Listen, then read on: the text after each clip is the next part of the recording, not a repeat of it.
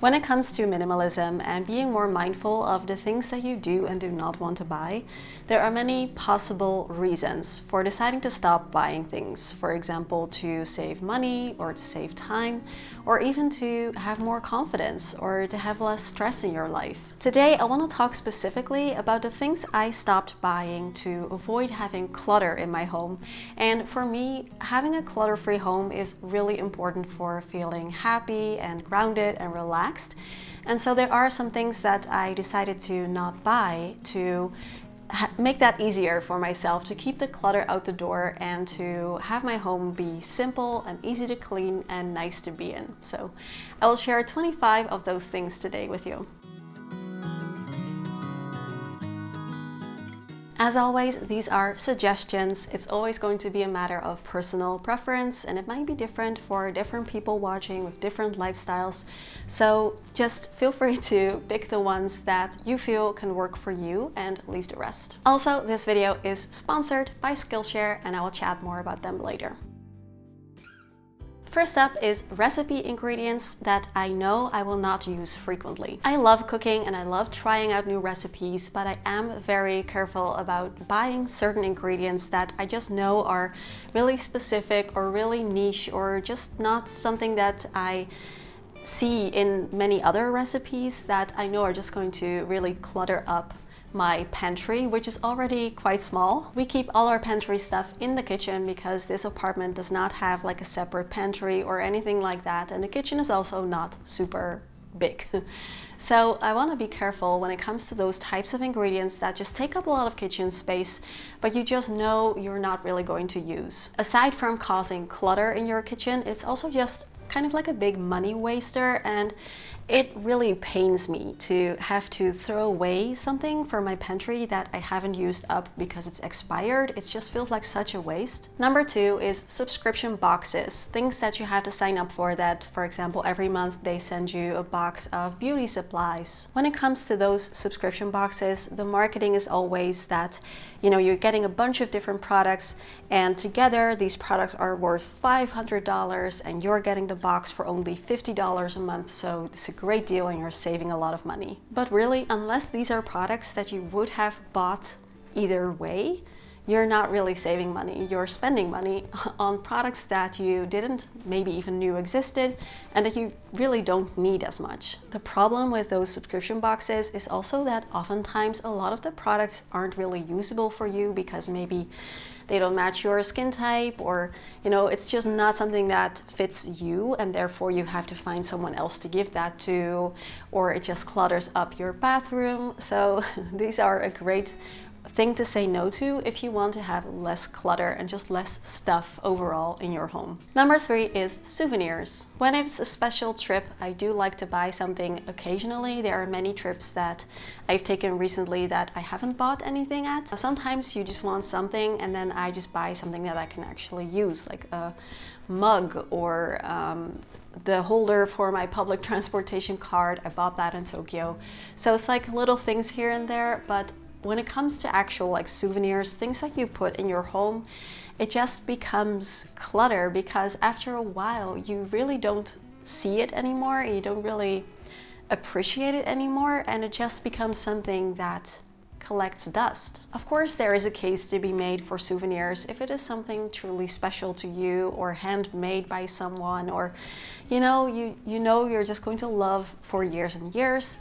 Absolutely do it, but just random souvenirs that you're not going to care about a year from now, I can do without. The next one is a big category. I could have named all of these ones individually, but I decided to put them in a category, and that is just beauty collections.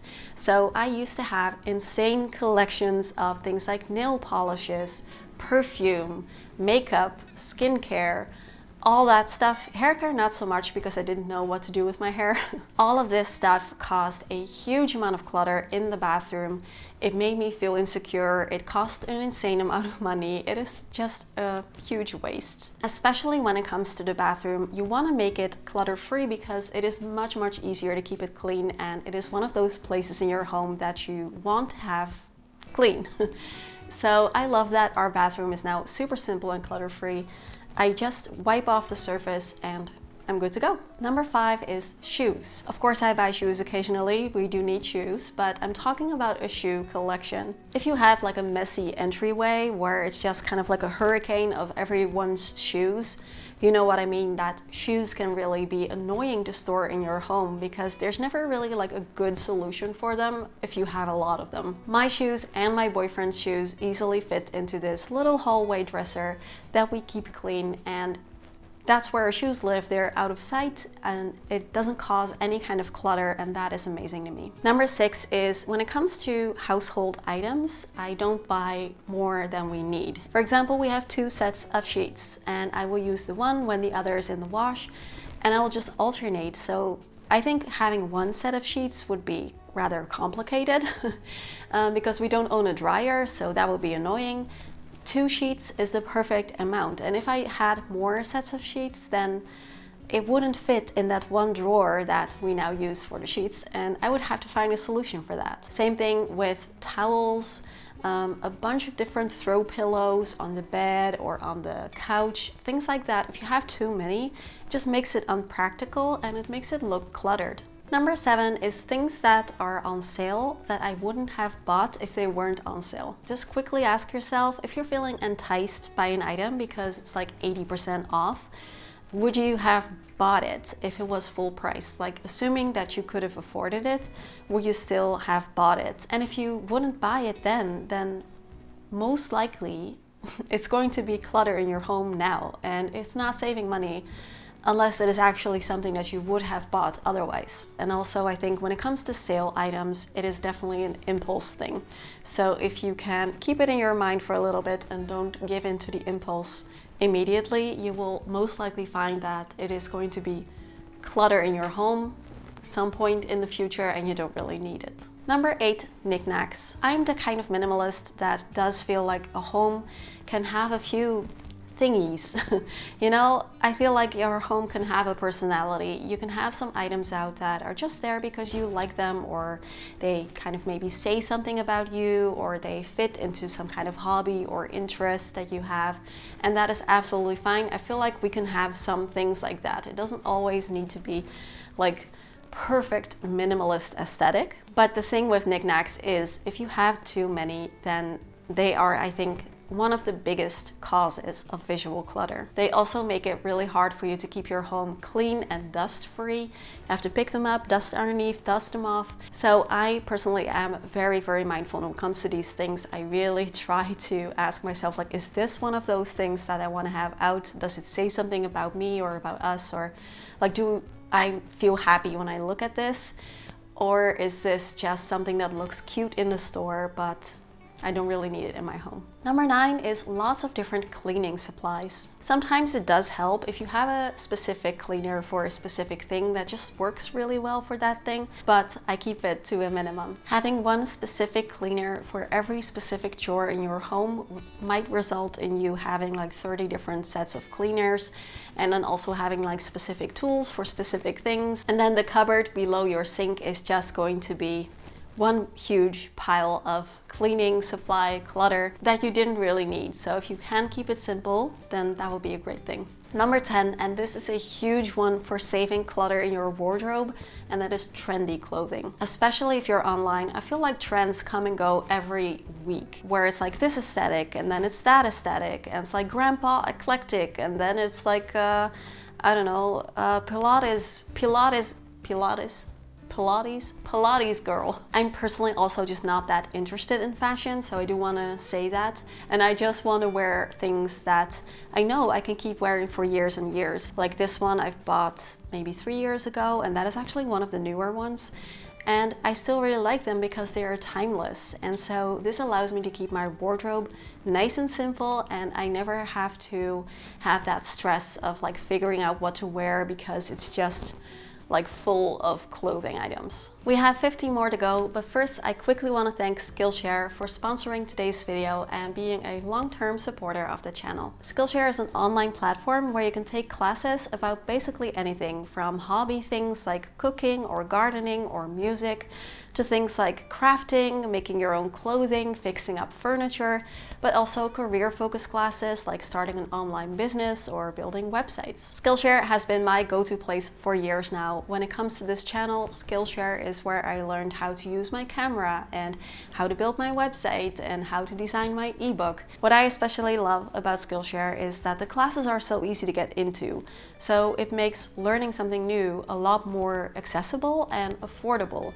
because so often we're like, oh yeah, I would like to learn that one day, but it's just such a huge step. But Skillshare makes it really easy to actually make that happen and get started learning that thing today. The class I've got lined up to watch next is called Home Interior Design for Introverts from Anna Marcoux. She's an architect, and I'm looking forward to this class because she teaches you how to create a space that is not overstimulating and where you can find balance and ignite your creativity, which sounds 100% like me. I highly recommend giving Skillshare a try, and you can even do that for free because the first 500 people to click my link in the description box can get a 1-month free trial. You can try as many classes as you want to see how you like it. So huge thanks to Skillshare. Let's get back to the video. Number 11, a really big one also, that is free samples of things I don't need. So when you go to one of those like beauty stores and you buy an eyeshadow palette, and then they give you all those free samples for like perfumes or other kinds of makeup products, I always say no thank you, because first of all, oftentimes those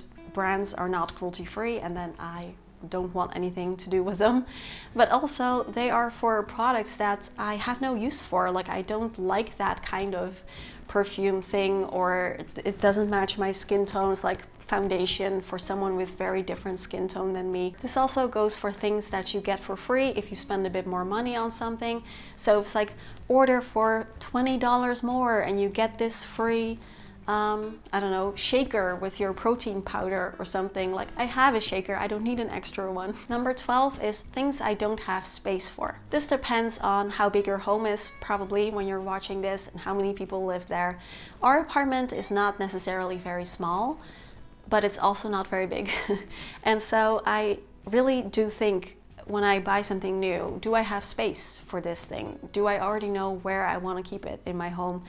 Can I easily store it in some kind of closed storage space that I already have, or is it just going to be in the way? If it is something that I don't know how I'm going to store, I really try not to buy it, because it is just a recipe for clutter. Alright, lucky number 13 is a controversial one, and that is physical books. Hear me out. I love books, and any kind of book that makes you want to read is good. Whether that is a physical book that you bought, or books that you borrow in the library, or ebooks or audiobooks, any kind of book is good. However, for me, I read quite a lot. I read about like 18-20 books a year, which might not sound like much, but if you add it up through the years, I've been reading a long time, so I would have had a huge closet filled with books by now. Which is why I love my ebooks, because I keep all my books on this tiny thing and it just doesn't take up any space in my home. If you're the type of person who does enjoy physical books, but you just feel like you have too many books in your home, then that could be a really good place to start. Like, really ask yourself, which books do you really realistically see yourself reading again? And all the other ones, you could donate them, like pass them on. People love books. Number 14 is a whiteboard in the office. We now have a home office in this apartment, which makes me very happy. But I've been thinking about getting a whiteboard for my office so that I can like scribble all the things that I'm working on and have post-its and things like that. But I decided that that would be too visually stimulating and too overwhelming, like visual clutter, for me to really be able to concentrate and feel creative when I'm in the office. This is a matter of personal preference, but I just prefer to keep all my planning and things like that in a digital format nowadays, because I can just close that off and it is out of sight, out of mind. Number 15, containers and containers and containers for your containers. Containers can be great for home organization. I have a bunch of them. I especially love them as like drawer dividers, so you can keep all the like items together, and it really helps, especially if the containers also match each other, so it's like visually very calming. But containers are also a huge business in themselves, and that is because they look cute and they make us feel organized. But having a bunch of containers that you really don't need is just going to invite you to fill them with stuff that you might also not need. And the more stuff you have, the more containers you have, the harder it is to keep your home clutter-free. So my tip is always declutter first. Make sure that the items that you have are items that you really want to keep, and then get a container that fits them and keep it at that. Number 16, things for my fantasy self. I used to be really guilty of this. I would buy, for example, all kinds of different lipsticks, like black lipstick and purple lipstick and blue lipstick and nude lipstick, and all of those colors were not my colors. If you're the type of person like me who likes all of those looks on others, you might feel like you need to have all of those items for yourself. And obviously lipsticks is just a silly example, but it could be anything. And you have to be realistic, I think. Like, is this something for you, or is this something for your fantasy self? And with that also comes number 17, which are things that look very cute, but I won't get a lot of practical use from. Product marketing is very good at its job, and certain things just look very, very cute in the stores or online. They're like styled perfectly, and it's just like, oh, that is so beautiful, or it's so cute, or it smells so nice, things like that. Makes you want to buy it. But I do always quickly ask myself, okay, apart from this being super cute, do I actually see myself using this? So for example, a little while ago, I was at this beautiful store that they sold matcha, so only a matter of time before I will go. And they also sold these, like, I don't know, salt flakes that you use in a bathtub, and they were packaged so beautifully and they smelled so nice, and they were quite expensive, but it did get me thinking a little bit like, ooh, that's nice, like, should I buy that? And then I thought, like, okay, I never take baths. I never ever take baths. Number 18 is wording, or like words on your walls. When our brain sees words, it wants to read them. So words can be very visually stimulating in that way. The only place we do have one quote up is in our bathroom, where it says, "Life is better in pajamas," because I felt like that quote was made for me. But I hung it up in our toilet room because that door is usually closed, so it's not like I'm constantly trying to read the words. That would have been the case if I like hung it up somewhere in the living room. Number 19, also a really big one, things that have a lot of parts that you don't frequently use. So for example, let's say I have to buy a new blender because our blender broke or something. I will try to find a blender that just has a blender, and not all the other parts that tend to come with things like that, that you really don't actively use a lot. And those little parts are always so hard to keep organized because they don't fit in anything. You can't like stack them in each other or things, and they really tend to clutter up your kitchen. So sometimes it's unavoidable. When we bought our vacuum cleaner, it came with a bunch of parts that we hardly ever use, and I'm still thinking what I want to do with them. I don't really know for sure yet. But if I have the choice between buying one with or without all the extra parts, I will go for the one without. Number 20 is things that make it hard to vacuum underneath. So I don't know about you, but I'm allergic to dust, and so I want to make sure that vacuuming and dusting is as easy as possible. Luckily for me, my boyfriend does all the dusting. I never have to worry about that, which is very nice, but we do the vacuum cleaning 50-50, and especially when picking out furniture, I always try to make sure that it is something that is like up, so you can easily vacuum underneath, and that goes for the couch, for the bed, for almost anything. I'm actually still recovering from my cold, and right now it's just my congestion is really starting to come in. Oh. Anyway, number 21 is things that I already have something else for. Another one of those examples that's like a simple idea, but not so easy always in practice, because if you're in a store and let's say they have this beautiful watering can that's like bronze and all pretty, but I have a watering can at home that still works perfectly fine. You know, old me would have bought the new watering can probably, but what can you do with two watering cans? I would have had to either declutter the old one, which would kind of be a waste, or have two watering cans. And if it's just a watering can, like that's not really a big issue, but if you do that with everything, then the amount of stuff that you gather throughout your life just really increases a lot, where it doesn't have to because you already have something that you can use. And the same goes for the aesthetic things that we might have, which is number 2, which is like extra sunglasses, extra phone cases, extra purses. I have one of each of those things because you can only use one at a time. I can only have my phone in one case. I can only wear one pair of sunglasses at a time, and I don't feel like I need multiple. So if you can make conscious choices for things like, okay, I only want to own one of that can really help you to decrease the amount of stuff that you own in general, and therefore the amount of stuff that you have to store and handle and maintain. Number 23 is kitchen gadgets. I do want to be honest here, if our kitchen was a little bit bigger, I might have 1 or 2 more kitchen gadgets than I currently have. It's just that I don't really have the space for anymore. Like maybe I would buy a toaster, but we only have a blender and a small food processor and a water kettle, and yeah, our kitchen is full. So, and I do think that those 3 things are the most important basics that I really don't want to live without. Yeah, the rest is easily fixable or borrowable. Number 24, paper anything. And that also includes things like pens, pencils, stationery. I often get questions from people about like, how do you deal with paper clutter and where do you organize all your pens and your pencils and your stationery and all that stuff. And the easy answer is that I really don't have a lot of that stuff. I have one tiny jar that has a few pens in it.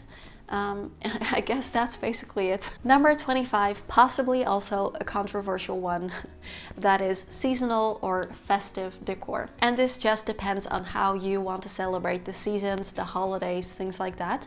I personally do like to celebrate them, but I celebrate them in different ways. Like if it is finally spring, instead of getting a bunch of like spring decor and Easter decor and hanging up a bunch of little pastel thingies and little sheeps and things like that, I like to celebrate the coming of spring by going outside and taking a long walk and things like that. When it's fall, instead of getting fall decor, I like to celebrate by making myself chai and stewed pears and blankies and candles and things I already have in the home that don't necessarily require me to go out and buy festive decor. So over the years, I've actually decluttered everything, all my decor items when it comes to Christmas, seasons, everything, and it's just not something that I really enjoy anymore. I know that's pretty like extreme for some people, and if you enjoy that stuff, that is absolutely fine, but you could get in the habit of every time there is something that you want to decorate for, put out only your favorite ones, like the ones that you really, really like, and see what else is left. Maybe there are some things in there that you could donate or something else to save yourself a ton of room and possibly clutter. I would love to know from you, what is something that you have stopped buying that really has made your home a lot more clutter-free? I would love to know that, so please share your ideas in the comment section. And if you want more videos from me, then you can always consider joining us on Patreon. There are currently over 110 videos up on Patreon, and I post 2 exclusive new videos every month there. The videos on Patreon are always ad-free and come with its own podcast version as well, and it is just a great win-win situation, because by joining my Patreon, you're helping to support the channel and help me to pay for business expenses and things like that, and you're also getting extra videos from me and like behind the scenes content of my life. It's also just a really fun community of really nice people, so it's just a very positive space. And of course, you can join and cancel again anytime you like, so you can go to patreon.com/simplehappiness Happy Zen to get more info. And of course, if you like learning new things, then definitely check out Skillshare. I have the link in the description box below so you can get a free trial. As always, thank you so much for being here again. Questions, comments, conversations down below. Have a wonderful, wonderful day, and I will see you all again next week. Bye bye. I had such a bad cold last week. I sounded like Monica in Friends when she's like, I'm in the prime of libe. It was truly that bad. I haven't been able to film, unfortunately, but I feel a lot better now.